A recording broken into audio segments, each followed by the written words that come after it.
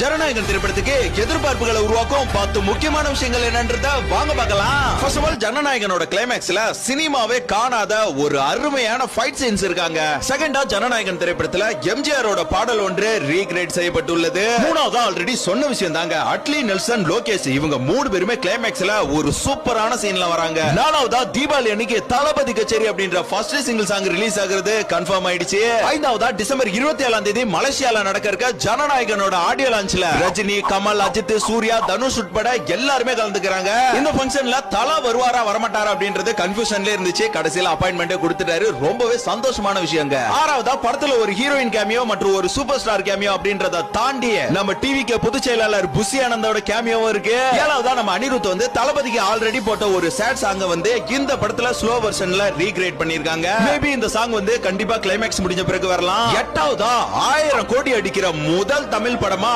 கண்டிப்பா இந்த ஜனநாயகன் இருக்கும் பாருங்க. ஏன் இப்படி சொல்றேன் அப்படின்றது டிசம்பர் மந்த்ல இருந்து தெரியும் பாருங்க. இந்த விஷயம் டெஃபினட்டா